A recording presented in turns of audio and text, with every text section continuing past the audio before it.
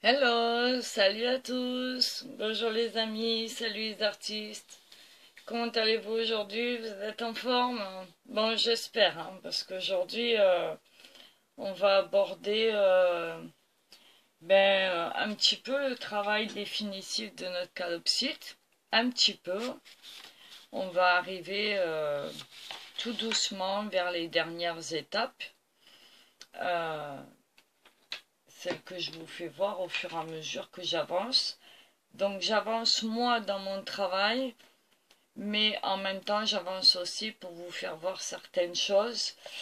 Donc là, comme vous allez pouvoir le voir, j'ai avancé un petit peu moi de mon côté. Voilà, je suis venue travailler un peu la tête ici. Je suis venue faire une partie du bec, les narines et la surpeau qu'il y a ici au-dessus du bec. J'ai retravaillé un petit peu les yeux, en tout cas l'œil qu'il y a ici, voilà. Et puis euh, j'ai travaillé un petit peu le fond mais sans plus. Donc voilà, et aujourd'hui je voulais que vous apporter des petites précisions. Voilà. Donc tout d'abord, la première des choses qui me vient en tête, c'est le mélange des couleurs. Parce que autant en peinture, on a une diversité de couleurs qui est énorme et on n'est pas forcé de faire des mélanges et des trucs et des machins. Il suffit de bien chercher dans les marques et on peut avoir pas mal de variations de couleurs et de teintes à notre portée. Euh, mais par contre, en pastel, le choix est quelque peu limité. Donc, on est à un moment donné obligé de créer nos propres couleurs, qu'on le veuille ou pas, mais on va être obligé. Notamment ici, j'ai été obligée de créer la couleur du bec. Voilà. Elle n'est pas encore vraiment définitive, mais je m'en approche déjà pas mal. D'accord? À savoir que, comme je vous ai dit, j'ai la chance d'avoir 2 calopsites à la maison, ce qui fait que, en plus du croquis que j'ai essayé de refaire ici, enfin de refaire, en tout cas qui m'a servi de base pour ce dessin, je me sers aussi des références des photos que j'ai de mes calopsites et si besoin est, je vais voir sur place dans le salon comment elles sont, comment leur bec est fait, comment, enfin plein de choses quoi. J'ai cette chance-là. Mais pour ceux qui n'en ont pas, vous avez pas mal de photos sur internet pour vous aider. Donc je vous invite fortement à le faire pour vous rapprocher du plus naturel possible. Alors, pour ça, donc je remets ma feuille là pour pas abîmer mon dessin. Euh, je vais d'ailleurs le mettre un peu plus loin. Voilà. Parce que je veux pas l'abîmer pendant certaines... voilà. Je voulais vous parler du mélange des couleurs. Donc, j'ai une chute du papier que j'utilise. Alors, c'est pas la même teinte, hein, mais le problème est le même. Euh, donc, ce papier-là, c'est le papier Canson mi-teinte. Il a une face lisse, comme ça. Voilà. Et une face alvéolée. Voilà. Donc moi j'aime beaucoup travailler sur la face alvéolée parce que avec le dessin qu'on va venir y déposer, ça fait des effets sympathiques. Pardon. Et je trouve ça plus sympa, plus agréable à travailler. Après, pour le côté lisse, c'est plus facile, mais on aura moins d'effets selon ce qu'on veut. Donc pour créer ces teintes, eh ben, je vais vous inviter à prendre votre roue chromatique si vous l'avez. Donc je pense que les personnes qui utilisent la colorisation, qui font de la colorisation, qui font de la peinture, qui font du coloriage, qui font du pastel, qui font tout ça, ont à leur disposition une roue chromatique et qui va nous aider pour justement ces mélanges et ces teintes qu'on va aller chercher euh, pour les créer, tout simplement. Alors ici, moi j'ai la mienne qu'on avait fait ensemble en atelier l'année dernière avec quelques-uns qui avaient participé. Alors si ça vous intéresse, la vidéo est dans la playlist. Voilà. Donc on a les couleurs chaudes d'un côté ici, les couleurs froides ici. On a les trois couleurs primaires. Et ici, les mélanges en couleurs secondaires, le rouge, le jaune qui donne de l'orange, le bleu, le jaune qui donne du vert, et le bleu, le rouge qui donne du violet. D'accord? À ça, on va avoir ce qu'on appelle les couleurs contraires, c'est-à-dire celles qui sont en contrariété chacune et qui vont se saturer sur les mélanges. C'est-à-dire que si j'ai un rouge par exemple trop vif, je vais venir lui associer une pointe de vert et ça va casser mon rouge. D'accord? Vice versa. Puisque ce qui est valable d'un sens est valable dans l'autre, évidemment. Quand j'ai par exemple du orange, sa couleur contraire en face, c'est le bleu. D'accord? Donc, voilà. Maintenant, si on associe ces couleurs, comment je vais vous dire, en pourcentage égal, c'est-à-dire que si je mets le même pourcentage de orange et de bleu, je vais obtenir un marron. Si je mets le violet et le rouge et le jaune, pardon, en association égale, pareil, 50-50 par exemple, je vais avoir aussi un marron mais qui sera différent du premier et ainsi de suite. D'accord? Ensuite, si je réunis le violet, le vert et le orange, j'aurai aussi un marron. D'accord? Un autre marron différent des deux autres. Si je leur associe du blanc, suite à ces créations, je vais obtenir des gris de différentes teintes. D'accord? Donc on peut jouer aussi avec les variations, c'est-à-dire les couleurs ici, qui vont découler de toutes ces couleurs primaires, secondaires et tertiaires. Et je vais pouvoir créer des variations et des dégradés de couleurs qui vont aller par exemple du jaune au rouge, du jaune au vert, du vert au bleu, du bleu au violet, du violet au rouge, etc. etc. D'accord? Donc c'est à partir de là que je vais m'aider dans la création de certaines parties de mes dessins en pastel, notamment pour les couleurs de peau, quand je crée par exemple un portrait humain, etc. Donc là, ce qui s'est passé avec le bec, c'est qu'il me fallait une couleur un peu beige pâle. Or, je n'en ai pas. Donc, qu'est-ce que j'ai fait? Sachant que le beige est à la base un marron, je suis venue chercher un marron. Voilà, donc j'ai pris ici un marron un peu foncé. Donc je vais vous faire ici en direct. Je ne sais pas si vous allez bien voir. Je vais essayer. Donc on va dire un marron ici. Je vous donne un exemple là, c'est pas... voilà.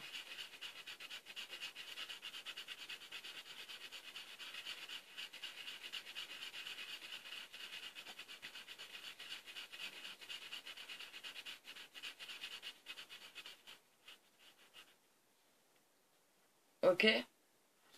Et à ça, je vais lui mettre du blanc, simplement pour l'éclaircir. D'accord? Donc je vais tenter de l'éclaircir. Je pose mon pastel. Et je tente de l'éclaircir.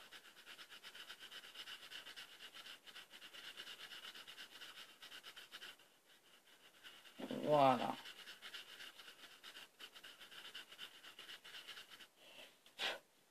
D'accord?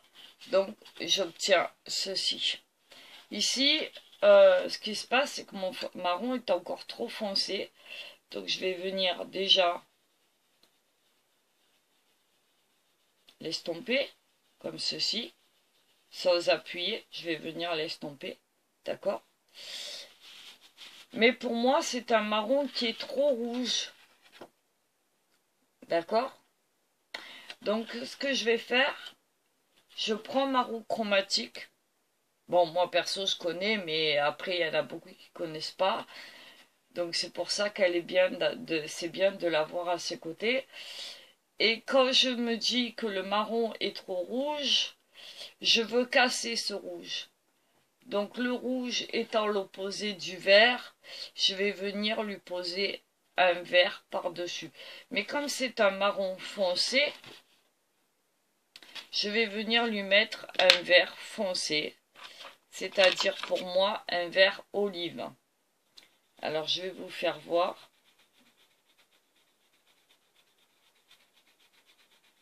Voilà, je viens poser mon vert olive.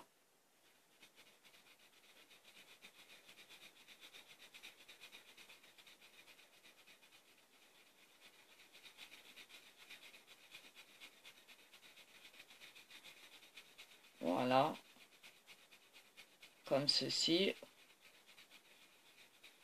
Vous voyez, je vous fais voir la différence. Voilà, ici. Donc j'ai cassé ce rouge. Je viens ici l'estomper et je me retrouve avec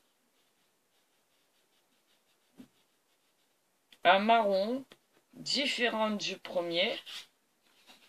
Vous voyez, à tendance un peu trop verte à mon goût.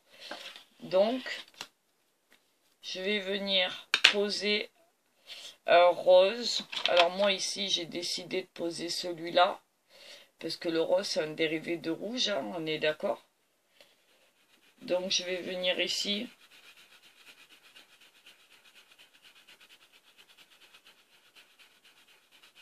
poser ce rose pâle.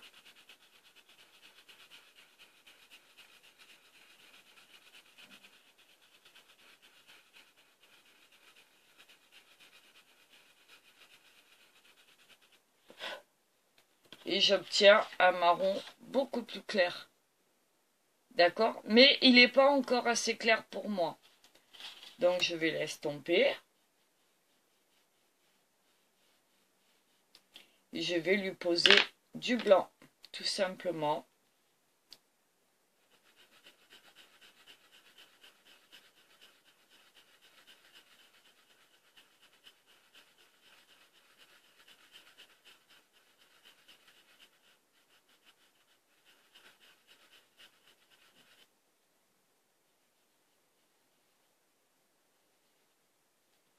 Voilà.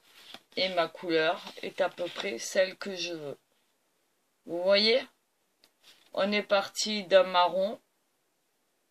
On a créé un marron plus clair. Et ici, j'ai mon beige. Alors, selon, je peux encore le renforcer si j'en ai envie, en reposant, par exemple, encore un tout petit peu de rose. Ici. Qui va me donner une couleur chair. Voilà, je vous fais voir. Si je le trouve trop rose, je peux venir poser un jaune pâle, très très pâle. D'accord? Ici, par exemple. ou alors carrément un jaune d'ocre. Alors mon jaune d'ocre il est là, comme c'est une couleur de terre ça devrait le faire. Très léger, voilà, j'insiste pas trop. Et j'ai encore, voilà, vous voyez? Donc finalement, on arrive à créer des teintes avec la fameuse roue chromatique. Alors ça c'est un exemple hein, pour celui-là, mais ça peut marcher pour tout.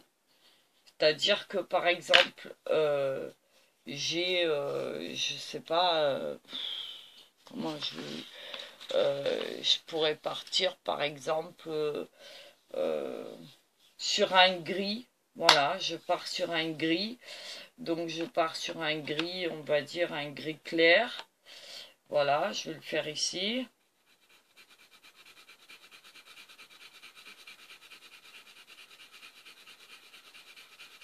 On va le faire un peu plus grand pour que vous le voyez bien. Voilà, j'ai un gris clair. Et je veux un gris à tendance rose. Donc je vais venir l'estomper comme ceci. Par exemple. Je vais reposer mon rose de tout à l'heure.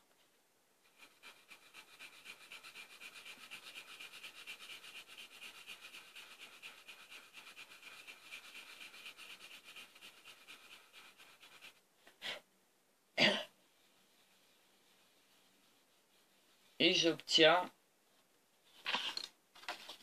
un gris rosé. Voilà.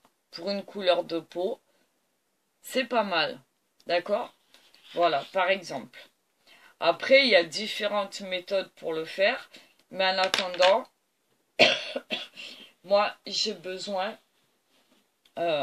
parce que si je vous fais voir, par exemple, le rouge, ici, si je prends un rouge, ça vous permet aussi de voir que les couleurs de pastel se mélangent bien entre elles et qu'il n'y a aucune raison de s'en priver. D'accord? Donc là, je pose mon rouge. D'accord? Je l'estompe. Voilà, donc on est d'accord, il est bien rouge. Il n'y a aucun problème là-dessus. Si je lui oppose, et si je viens superposer sa couleur opposée, ici le vert, vous allez voir, alors pareil, hein, comme c'est un rouge foncé, on va venir prendre le vert olive de tout à l'heure. On va le faire ici pour que vous voyez bien. Tout de suite, ça me donne un marron.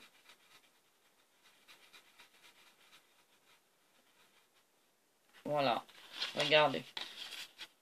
Vous voyez? Je ne sais pas si vous allez bien voir. Mais dès que je pose mon rouge et mon vert sur mon rouge, ça me donne un marron. Vous voyez la différence entre ma mine de crayon qui est ici, le vert, et ce marron que j'ai obtenu. Vous voyez? Donc je viens poser mon vert sur mon rouge, plus ou moins fortement, enfin pas fortement, mais plus ou moins, j'en mets plus ou j'en mets moins en fait. Je viens estomper.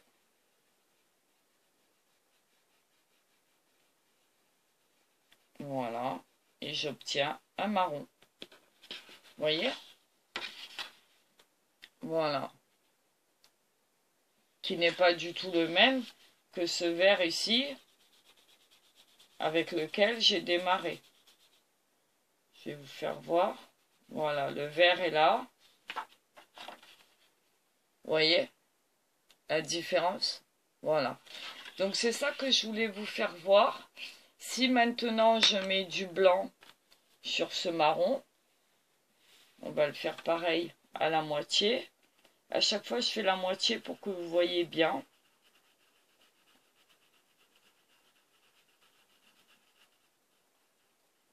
Voilà, sans appuyer, jamais.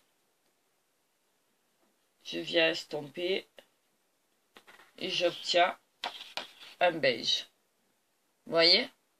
Donc ben ça, il faut que vous appreniez, en tout cas, il faut que vous preniez l'habitude de vous servir de votre roue chromatique, de créer vos teintes, et puis d'essayer d'assembler. Alors des fois là ça marche rapidement, mais ça peut prendre plus de temps pour créer une teinte, pour créer une couleur.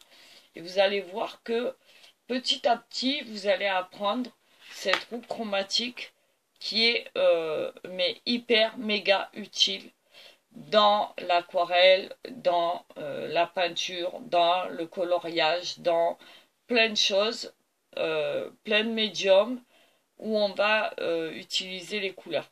D'accord? Voilà. Donc ça, c'était pour vous faire voir comment j'ai créé le bec de cet oiseau. Voilà, avec différentes variations. Et j'ai réussi à créer ce beige, mais que j'ai pas encore fini parce que il est encore trop foncé pour moi. De notre côté, si on reprend le dessin,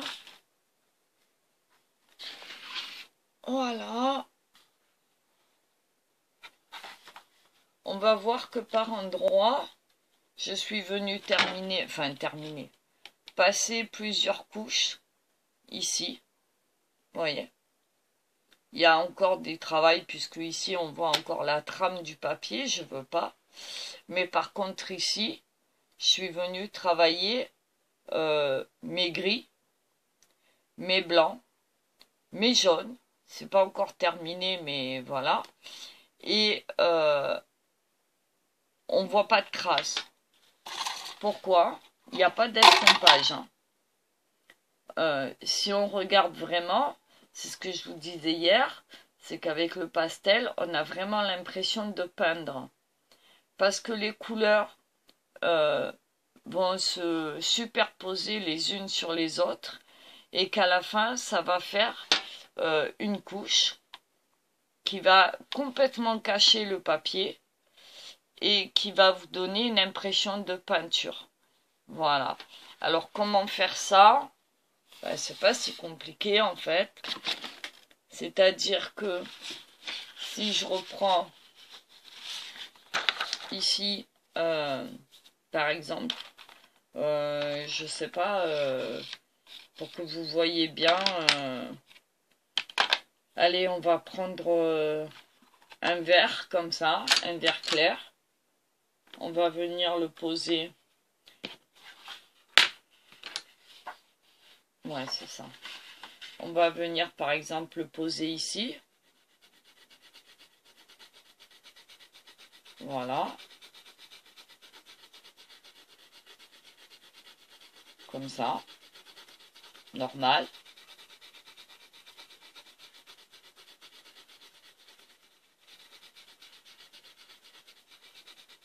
J'essaie de vous faire voir ça rapidement. Je l'estompe sans écraser mon papier. Voilà. Ça va me donner ma couleur de base. D'accord? Voilà. On va imaginer que c'est ma couleur de base. Ok? Donc je peux revenir, si elle n'est pas suffisante, je peux revenir par-dessus et retravailler cette couleur pour qu'elle ait l'intensité dont j'ai besoin, par exemple, sans appuyer.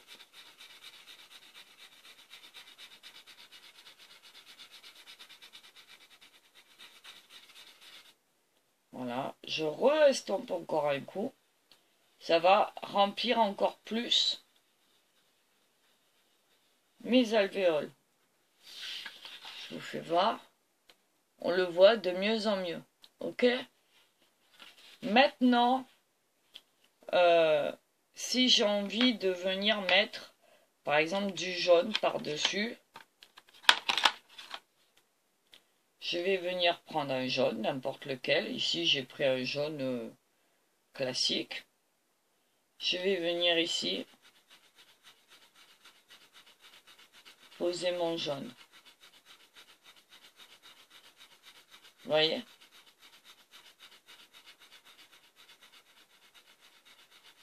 Et à un moment donné, le jaune et le vert vont se superposer. Et mon jaune va me servir de comment on appelle ça? Ah, d'estompe. Enfin, pas d'estompe, mais de mélangeur, pardon. Voilà, vous voyez? Donc, même si je viens ici mélanger les deux, voilà, je vais avoir cette marque de jaune. Je ne sais pas si vous allez vraiment le voir. Voilà. Donc, je peux encore travailler, par exemple, mon vert. Je le reprends. Autour de ce jaune. Ou même, je peux revenir en remettre ici. Il n'y a pas de souci. On voit toujours cette zone claire qui est due au jaune. Je reprends mon jaune. Je refais ma zone.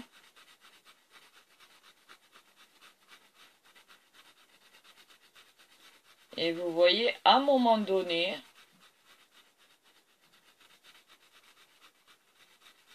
mon crayon du dessus va me servir de mélangeur.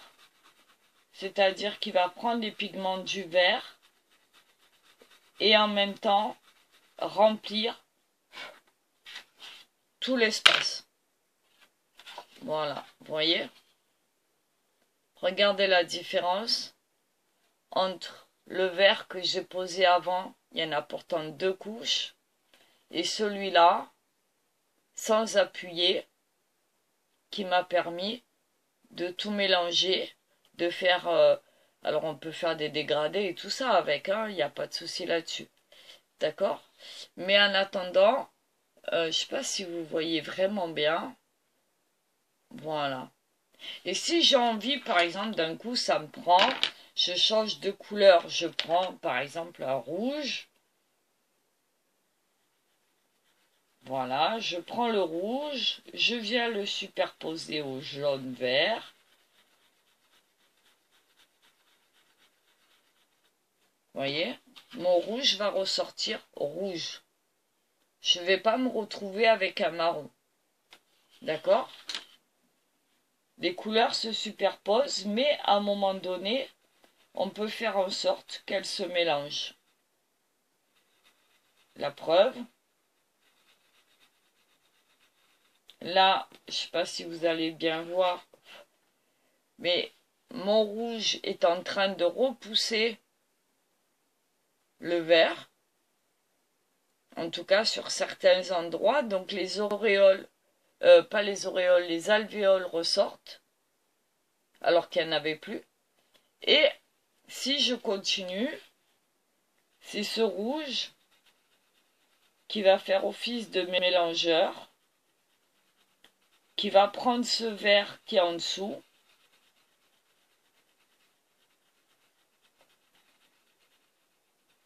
sans appuyer, toujours, hein. Voilà.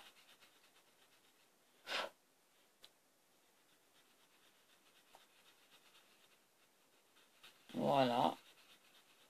Et je vais pouvoir travailler comme ça à l'infini. C'est pour ça que je vous dis, il ne faut pas appuyer. Vous voyez?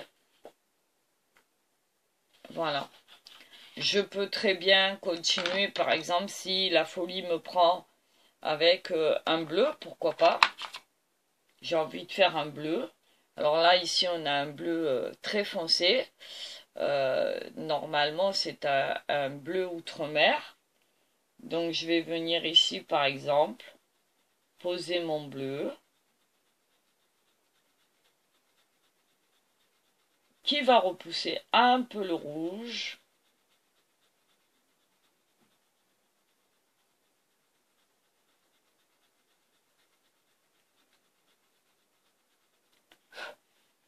Voilà. voyez, et j'ai mon bleu.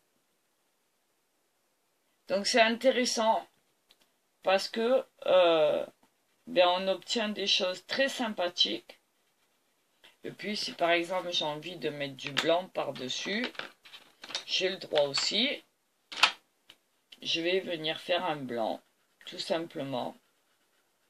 Et là,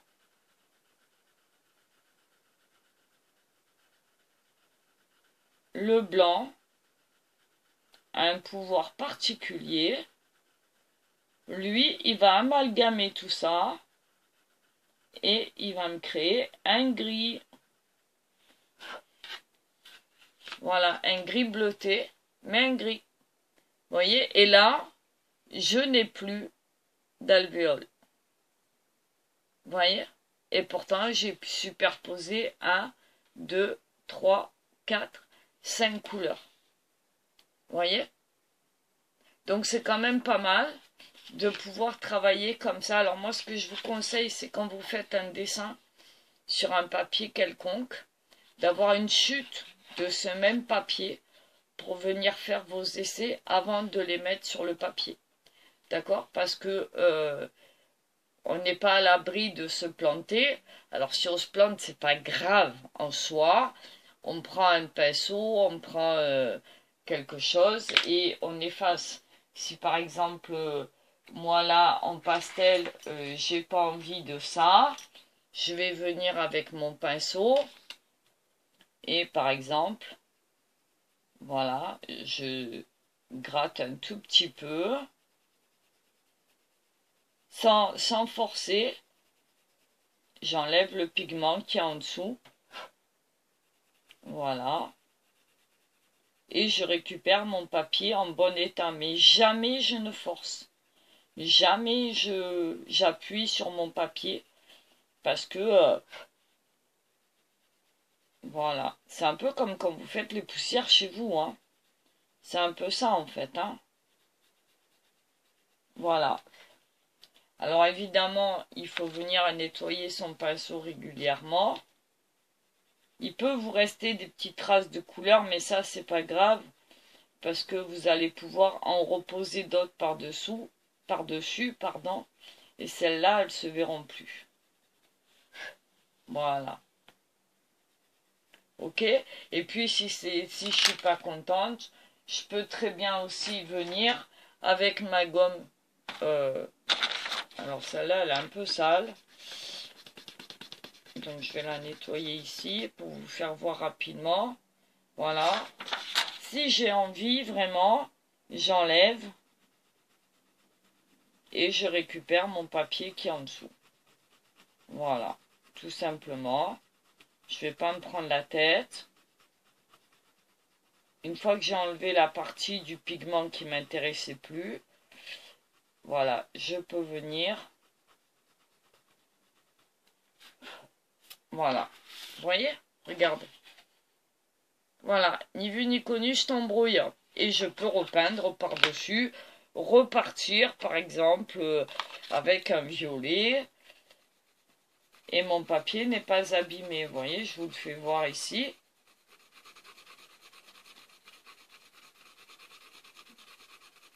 Voilà. J'ai gommé, j'ai mis des couleurs, etc. Et mon papier, il n'est pas abîmé. Pourquoi? Parce que j'ai pas appuyé dessus. Voilà. Donc je pense que pour aujourd'hui, c'était une partie des choses que je voulais vous dire. J'ai eu en commentaire une dame qui m'a dit ne pas être satisfaite des fixatifs pour les pastels. Alors je viendrai vous en parler aussi. Et puis voilà. Donc à partir de là, je crois que pour aujourd'hui ce sera tout. En tout cas, toutes les personnes qui se sont abonnées à ma chaîne, qui viennent tous les jours voir mes vidéos, ben, je les remercie énormément. Je prends vraiment du plaisir à vous lire, je prends vraiment du plaisir à vous répondre. Vous êtes vraiment super. Donc la bonne nouvelle, c'est que à votre demande, on va continuer ici. Donc je vous refais voir ce que j'ai fait depuis hier. Voilà. je vais continuer un petit peu. Et puis, voilà, on va pouvoir s'amuser encore ensemble. Alors, je pense que je vais refaire une vidéo derrière celle-là pour vous faire voir la progression. Parce qu'aujourd'hui, vous n'en aurez pas trop profité. Apparemment, le format que je vous présente, ça vous plaît. Les conseils que je vous donne, en tout cas, ce que j'essaye de vous transmettre, ça vous convient aussi. Vous appréciez le fait que je puisse prendre le temps de faire ça avec vous et en vidéo non accélérée. Alors à savoir que moi je fais pas de montage. D'abord parce que je ne sais pas les faire et que ça me gonfle. Je ne supporte pas d'aller voir une vidéo où le travail est en accéléré. On voit rien, on comprend rien. Et je trouve ça d'une nullité parfaite. Après, ça c'est mon opinion à moi. Même si le travail est très beau, ça n'empêche pas que je vois pas l'intérêt de faire en vidéo un truc accéléré. Donc moi, mes vidéos sont longues, elles font minimum 50 minutes. Mais c'est comme ça que je travaille. Maintenant, vous, en tant que lecteur, vous pouvez, avec vos réglages, accélérer les vidéos si vous n'avez pas envie qu'elles durent une demi-heure. D'accord? Il n'y a pas de souci là-dessus. En tout cas, ben, je vous remercie beaucoup. Je vais continuer de travailler un petit peu là-dessus aujourd'hui. J'espère que ce que je vous ai dit, ça vous a apporté un petit peu de plus, on va dire. Et puis, ben, on se retrouve tout à l'heure pour la suite. Voilà, donc du coup, aujourd'hui, étant donné qu'il est de bonne heure, il est 4h moins 5, moins 20, vous aurez droit à 2 vidéos. Voilà, voilà. J'espère que vous êtes contents. Allez, bon allez, pour aujourd'hui, et c'est quelques petites parenthèses, ben voilà. Et puis moi, je continue de mon côté. Et on se retrouve tout à l'heure pour la suite. Ok? Allez, je vous embrasse, je vous fais des gros bisous, à tout à l'heure. Bisous, bisous les artistes, à bientôt les amis. Et puis, bah, tous à vos crayons, éclatez-vous, faites des essais, faites des couleurs, créez vos teintes, amusez-vous, n'ayez pas peur, il n'y a pas d'erreur là-dedans. Il n'y a aucune erreur. Chaque personne, chaque artiste doit faire les choses selon son ressenti. Et puis, n'ayez pas peur de tester. Il n'y a pas de règles particulières sur la colorisation. Si vous n'avez pas la roue chromatique, essayez de la trouver sur Internet. Voilà, vous l'imprimez, vous la trouvez. Alors, il y a différentes formes. Moi, je trouve celle la plus pratique et plus parlante. Mais après, vous avez d'autres formes plus sympathiques aussi. Chacun adapte comme il veut. Mais en tout cas, c'est un objet indispensable, je pense. Surtout au départ, quand on n'est pas sûr de soi, quand on ne connaît pas tout des couleurs. Et qu'il est important d'avoir sous le nez pour n'importe quoi qu'on fasse. Voilà. Donc, ben, merci à vous. Et puis, ben, je vous dis à tout à l'heure. Voilà. Et puis, avec mon piou-piou, on va continuer de travailler. Et puis, on revient. Tout beau, tout joli. Et puis, voilà. Ok? Allez, je vous embrasse. À tout à l'heure. Je vous fais des bisous. Bye bye. Salut les amis. À bientôt les artistes. Je vous embrasse. Ciao.